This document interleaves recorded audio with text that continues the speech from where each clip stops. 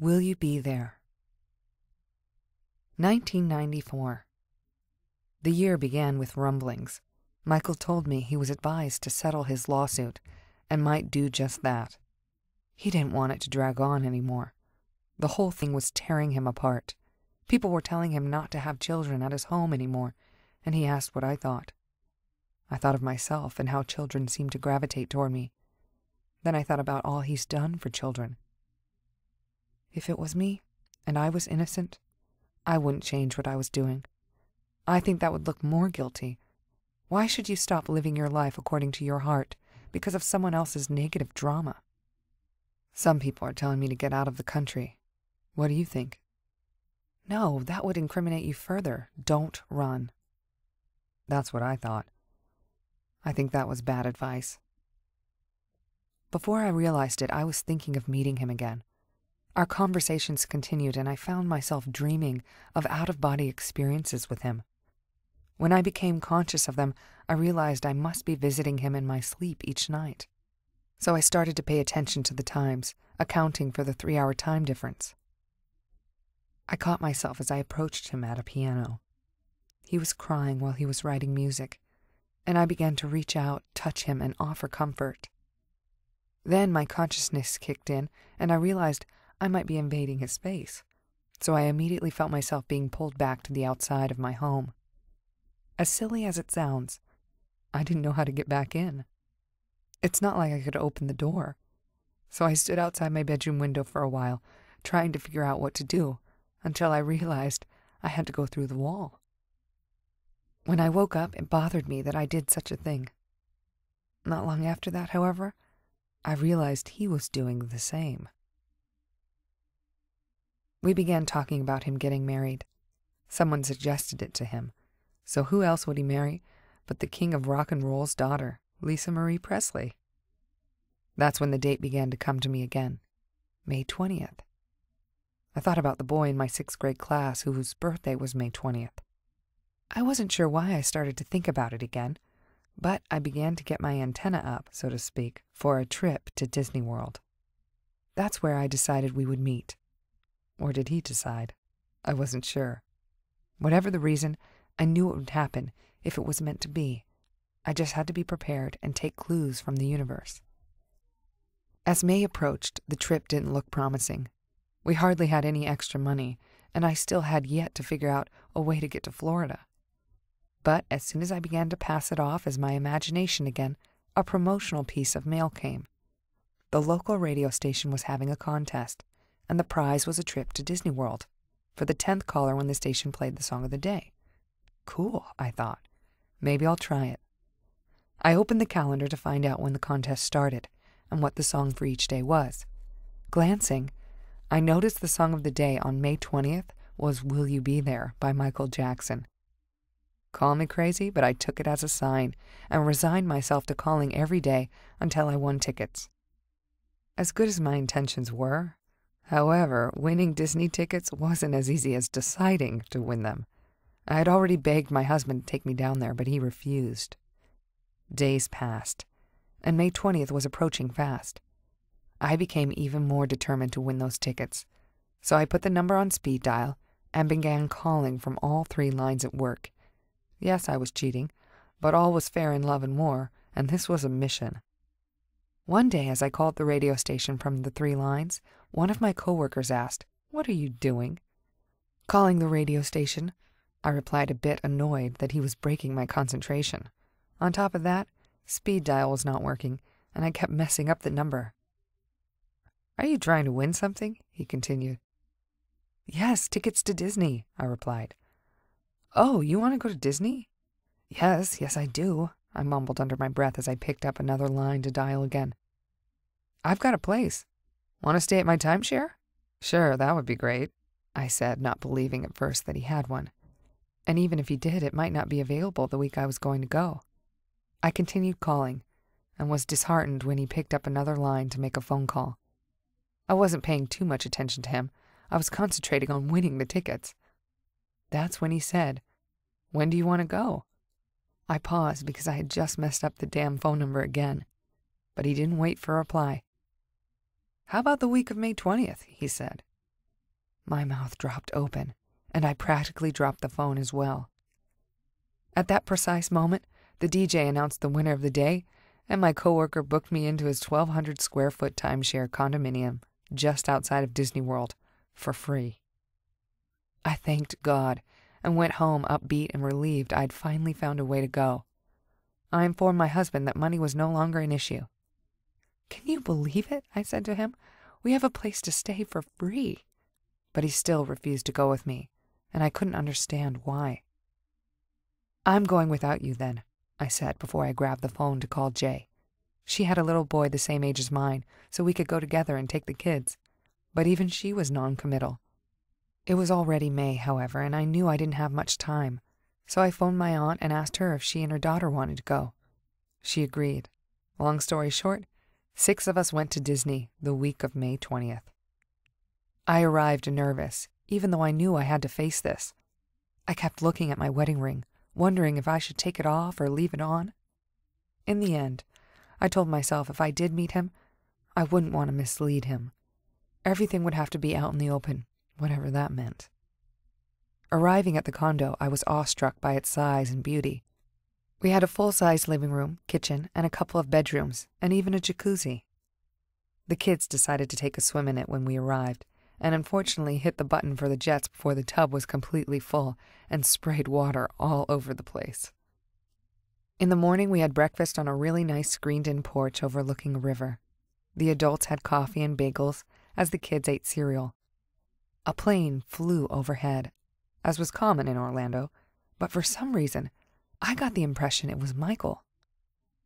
Just as I began to disregard the thought, my 2-year-old son pointed his finger at the plane and yelled, "Look, Mama, it's Michael Jackson." A little shocked, I felt Jay's and my aunt's eyes upon me, but I smoothed over my uneasiness. "Is it? Wow, that's great. Maybe we'll see him in Disney World." We left for Magic Kingdom that day, exploring the rides with the kids and enjoying every bit of the park and every treat we could get our hands on. The next day we went to MGM Studios. The new theme park Disney had just opened.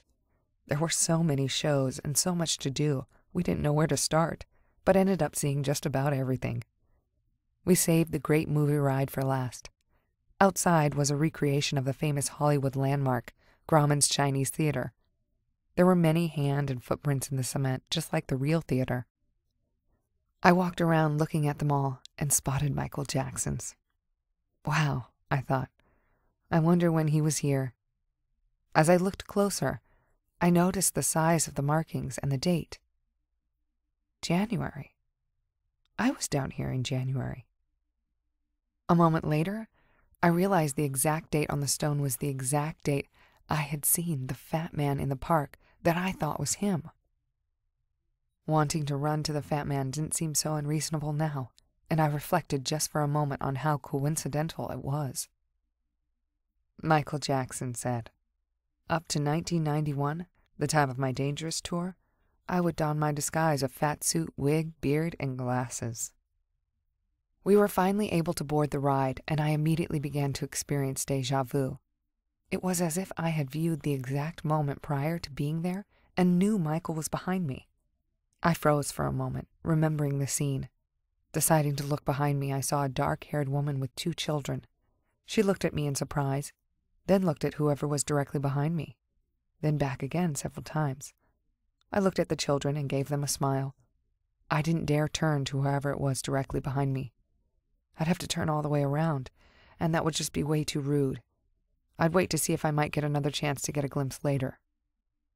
The ride came to a point where a scene was being reenacted from the movie Casablanca. I hadn't seen the movie, but it drew me in right away. Humphrey Bogart was telling Ingrid Bergman, "We'll always have Paris. Where I'm going, you can't follow. What I've got to do, you can't be a part of. Here's looking at you, kid." My eyes locked on the scene for some reason, and I could feel eyes on me from behind staring intently. I had the feeling the scene meant something, and followed the robotic mannequins with my eyes, almost turning completely around as we passed. I could feel the man behind me still, and for that moment it felt as if there was a deep connection and an undercurrent of understanding happening all at one time. Further down, the ride came to a point where it took a photograph of the car. I was grateful, thinking I'd finally be able to catch a glimpse of who was behind me. Toward the end, the moment came, and the picture of our car came onto the screen. In the seat directly behind me, there was no one, at least that you could see. They were ducking down. My picture showed me with my eyes closed, and I heard a little groan from the man behind me. "Oh," he said, as if to say, "That's too bad." I could feel my eyes dart to the left and down. That little sneak was avoiding the camera on purpose, and now he was remarking how sad it was that my eyes were closed. At the end of the day, we headed back to the condo, took a little swim, and went to bed. My son, Michael, was 2, and in unfamiliar territory, so he lied on my chest the entire night. I fell asleep not long after, and entered into a dream state. Consciously aware, I saw myself sitting on a couch with someone from my childhood. It wasn't just any friend, though. It was someone with whom I felt an immediate yet silent connection. I apologized that I couldn't help him with his trials, although I had no recollection of what they were. Before I knew it, I was transported immediately to a place of nowhere, a place with no name. It was black all around. I could see no walls, no floors, no furniture, no trees, nothing. All I could see was Michael Jackson. We talked for quite a while. Then he asked me to meet him in Paris, and I woke up. Upon awakening, however, I realized that was impossible without a passport, so I thought for a few more minutes, and then it hit me. Of course. Where else would there be a Paris but at Epcot? So in the morning, my travel buddies and I went to Epcot. It was the 19th of May, not the 20th, but I figured I'd go again the following day if needed. At least today I could find out what and where Paris was in Epcot anyway. We arrived at the gates, and I was told to wait a moment as the Disney staff member took my ticket.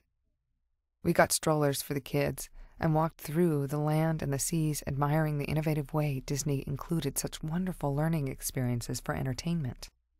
Immediately out of that area began the World Showcase, an area situated around a lake that houses representations of countries all around the world. We veered to the right and headed toward Paris. Passing through Canada, then the United Kingdom, there was a bridge. About halfway across, I was able to see Paris. I could see a bunch of people scurrying quickly out of a restaurant as we approached. Getting closer, a group of musicians emerged and began to play.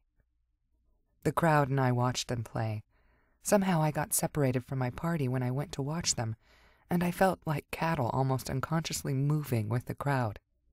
I watched for a moment, and then my mind instinctively chimed in, "That's not what I'm here for." Suddenly I felt as if my solar plexus was an elevator that just crashed to the bottom of my stomach. He's here. I felt his presence, so I turned around and began to scan the crowd. As I did, I heard him say, "I'm in disguise." "Well, I know that," I replied without thinking. I glanced around and spotted a hippie-looking man wearing a baseball cap sitting on the side of a fountain staring at me. He had long, dark hair and a dark mustache. He looked as if he could see right through me, and it made me uncomfortable. I avoided eye contact and instead tried to see if I could see Michael anywhere. I even left where I was and walked alongside the crowd. No sign yet, but I could still feel him. Even though I grew increasingly uncomfortable at this other man's eyes on me, I didn't dare look up at the hippie fellow and began to leave. Suddenly I heard a woman's voice in my head say, "Don't be so mean." It was kind of mean, wasn't it? I thought. I should at least acknowledge this man with a smile. After all, Michael might be watching. So I looked up and did my best to smile at the stranger.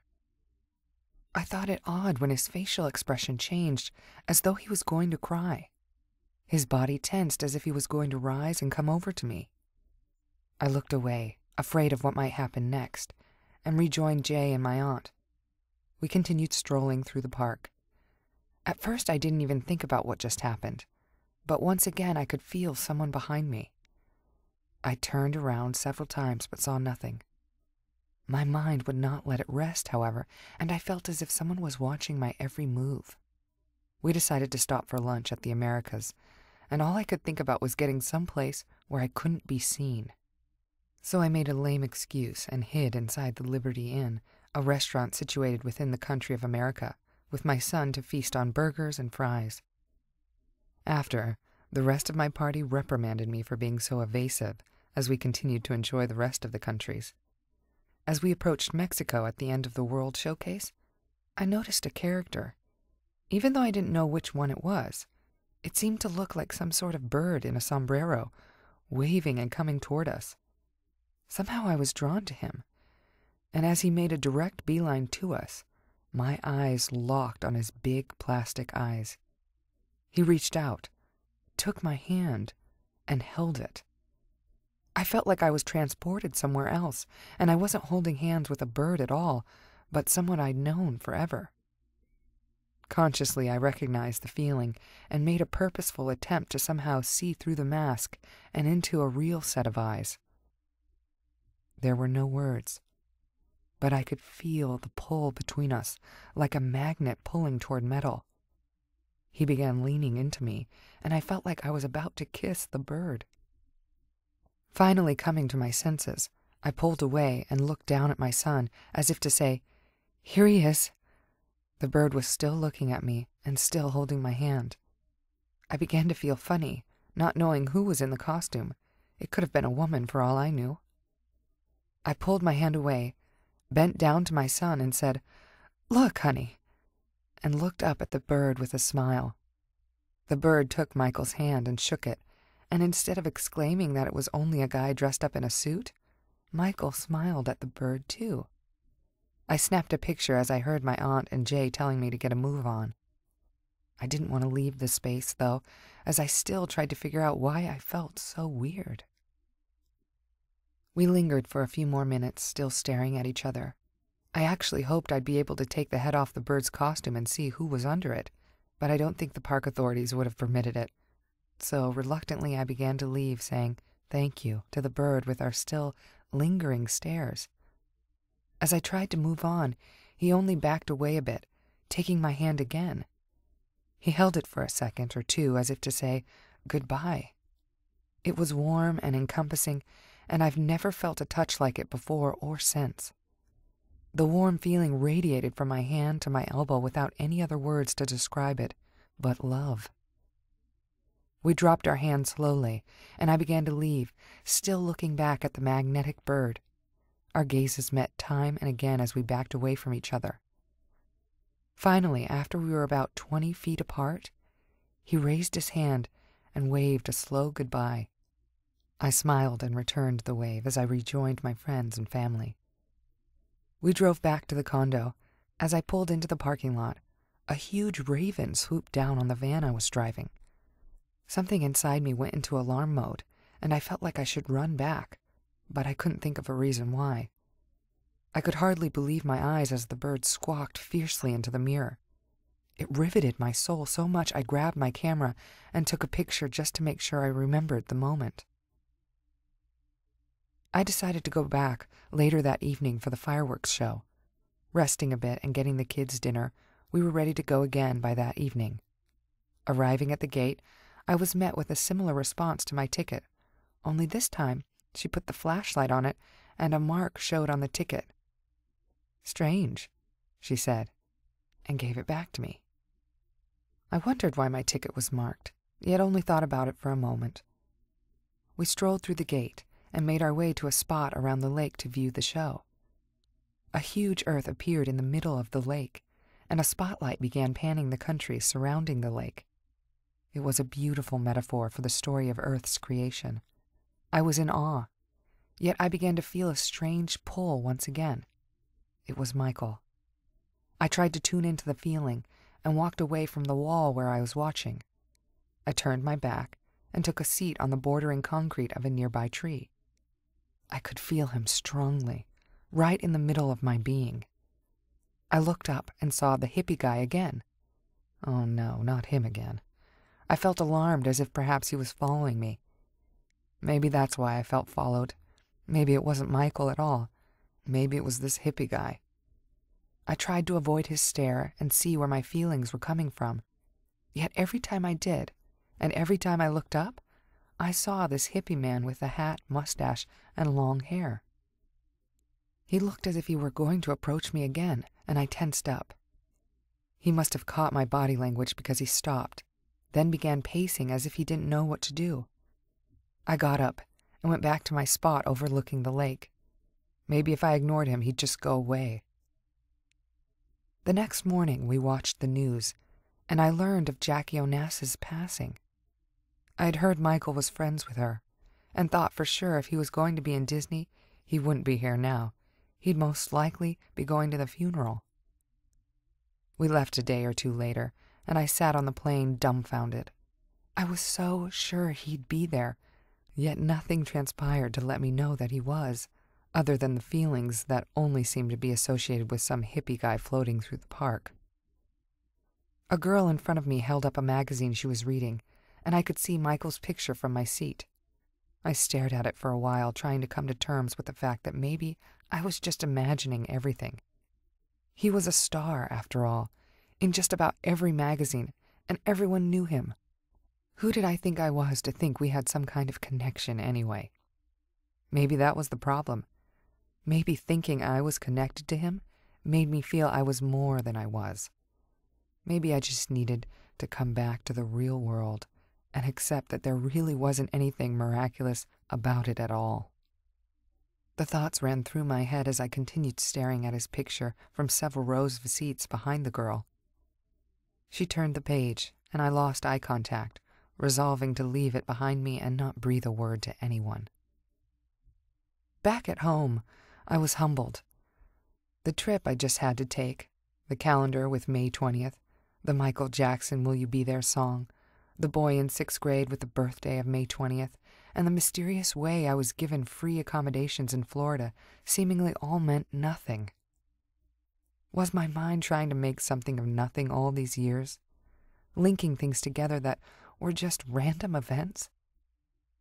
I had to shake my head. I couldn't understand it. Just then, the phone rang. It was my aunt. "Did you know who was in Disney when we were?" "Who?" I asked. "Turn On Entertainment Tonight, Channel 7. Michael Jackson." "Oh," I said. "I thought maybe you knew. That's why I even went down there." I hung up the phone and turned on the TV, waiting to see where he was. Maybe I could place myself from the footage and find out why I might have missed him.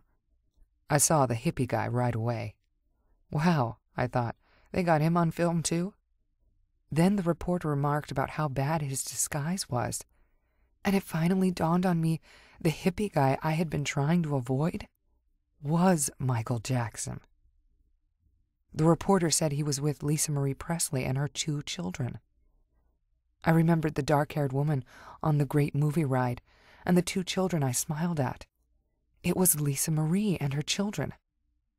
I couldn't understand why I wouldn't put it together, but nothing I felt connected with was what he looked like or what I saw.